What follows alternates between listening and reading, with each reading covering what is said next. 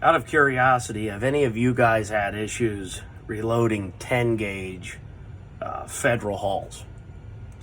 So right here is two examples that I have. The first one that I had, I threw in the trash, but these two I kept. This one I was kind of hoping was just an anomaly like the first one. Guess I was in a small state of denial there. And this is number 2. And this one happened this year on a group of Goldeneyes local to me. We don't get them so often, so it's kind of a big deal. And I shot at them. I only got one round off, and then I had a jam on this one. So I ended up only getting one hen.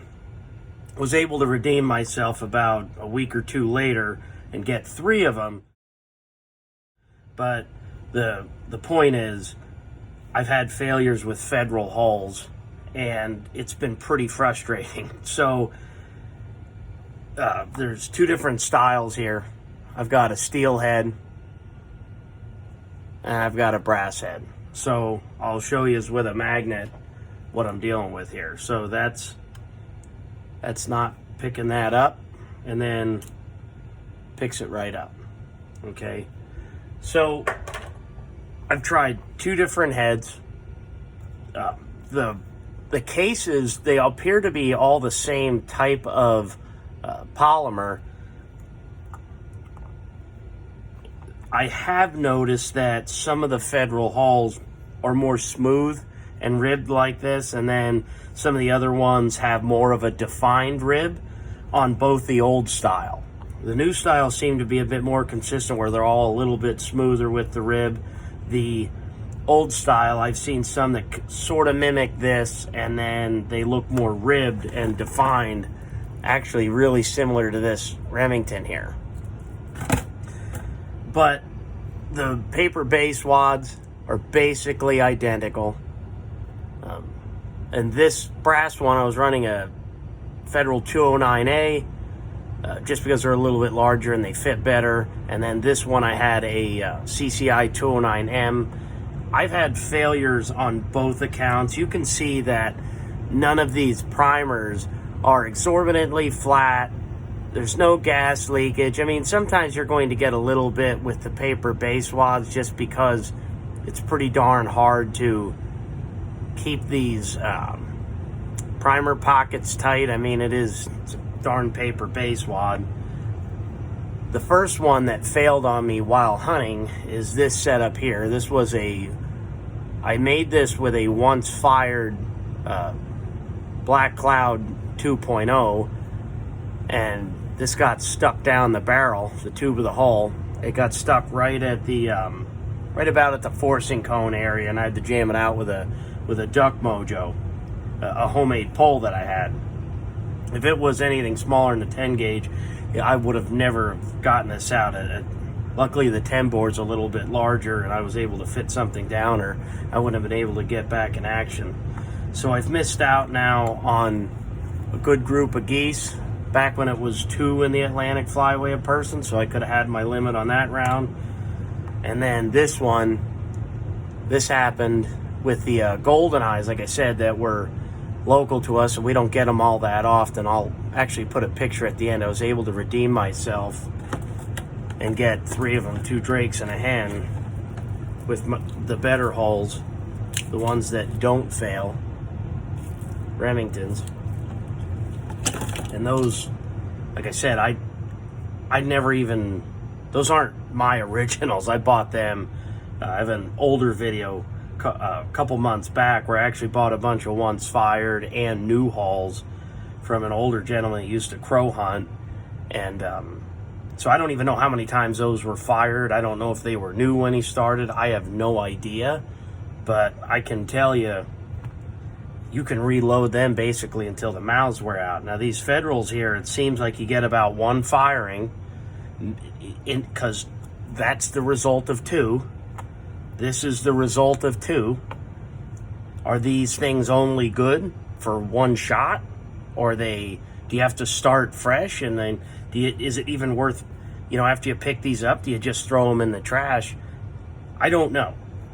I will tell you, it's been pretty darn frustrating with these damn things, because losing opportunities is not something that you want to deal with in Pennsylvania, because we don't get as many opportunities as some of you other hunters, in say like Nebraska or Kansas or Washington, whatever. We don't get those types of opportunities out here.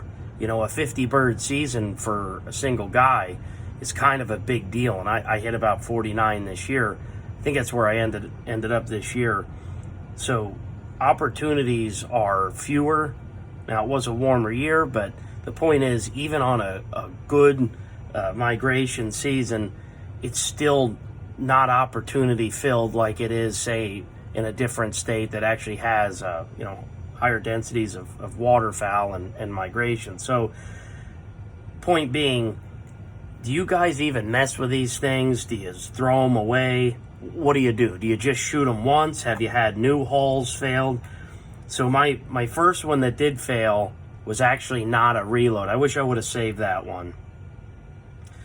That one failed, brand new factory original black cloud. It wasn't the 2.0, so maybe, I don't know, 10-year-old box of ammo. What's the big deal? But I had that one fail where after it fired, it actually kind of cracked right here, but it didn't, obviously come apart from the case head. And then I also think that the case head split right here, but now the older black cloud would be brass. So this is kind of where I'm at with these things. Kind of frustrated with them. I've got like no faith in federal hulls at all when it comes to loading for the 10 bore. It's been pretty frustrating, and I'm sitting on like 300, maybe 400 brand new, never fired from Ballistics Products. 100 I bought myself. The other few hundred I got from that reloading deal. Like I said, I mentioned a video I made months back. And then I have probably 350 once fired, maybe twice fired, not 100% certain, but they're in really darn good shape. And I don't know if it's even worth it. Do I sell them to somebody else that has good luck with them, or do I just throw them away? I'm not sure. I am definitely frustrated with federal hulls. I don't know if it's a semi-auto thing either. So I was doing some reading about it. There's not a whole bunch of information. Some of the guys in like pump actions, side-by-sides, and over and unders, even though I know there's not a lot out there in 10 gauge, I know they are not having federal hull failures as much as the guys it seems to be in semi-autos, whether it be a Mag 10, an SP10, or a Brown and Gold. Now, I have a newer Brown and Gold. My guns runs like a sewing machine with anything else, and if these don't fail, they run 100%, but because failure seems to be pretty high in these, they said, so you're going to say 3 total out of the life of owning a 10 gauge. And at that point, I'm just about 2.5 years into owning a 10 gauge. Not real happy with the federal hulls. My primary loads use any Remington hull. Doesn't matter if it's the olive, these newer green. Actually, no, sorry, these are an older like green hull. But mostly the newer stuff, it's like an olive green. But I mean, these things are basically perfect. They got some Ballistics Products crimp sealer on them, but these things they can be reloaded a bunch of times. This one had a tiny bit of rust on it. I just took some steel wool and polished it off. But I mean, these things, you can just shoot the heck out of these things, and they just seem to have no issues. And you can put such nice taper on the end of the hole. They really hold that, whereas the Federals, they don't. But they still reliably feed and run. They load fine, but after firing, is your action going to be stuck open and locked on a case head? Well, at this point for me, that's twice, and then I had another failure, as I'd mentioned before. So that's 3 out of probably no more than 150 rounds total. So it has not been very positive. So why don't you guys give me some feedback on loading for the 10 bore? Regardless, you know, why don't you put down your, you know, the weapon you use, the, you know, maybe the recipe-ish, you know, if you're not comfortable giving out, but at least, you know, say if you're, you know, over or under, you know, book. I mean, everybody seems to be, you have to go a little bit over on book to get anything out of the 10 gauge. A lot of the load data, especially with these wads, the precision reloading, these are my favorite wads. It's pretty much all I use. Pretty weak, so you have to add a little bit to it to get any performance out of it. But you know, my loads right now, you're looking about 1350 to 1400 tops. I'm using steel powder, 1 5/8 ounce, and a precision reloading wad. I have not seen a huge difference between CCI 209Ms and 209As, and when it comes to velocity, they both are even almost the same amount of flatness and everything, so not 100% certain. I'm also willing to look into the gun too, because I think maybe some of the issues could be the chamber's not like polished smooth. It doesn't look perfect, so maybe I'll try to polish the chamber a little bit. You know, is the plastic, when it expands of the hull, is it gripping the side so much that when it goes to extract it, it rips the case head off?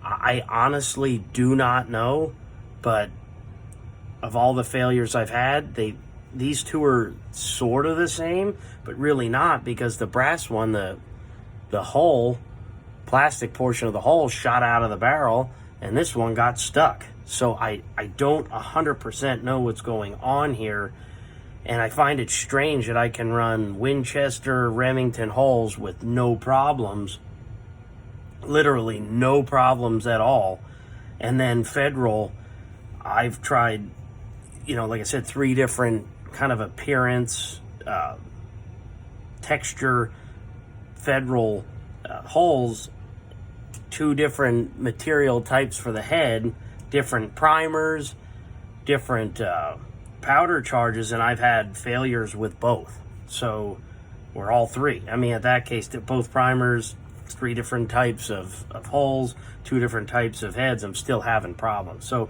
if you guys could give me some feedback, kind of tell me what gun you're shooting your 10 gauge reloads in, if you've had issues with Federal hulls. But in my experience, Remington and Winchester seem to be fairly trouble-free, and then Federals kind of make you want to not take the gun out if this is the only thing that you have loaded is Federal hulls. All right, see yous.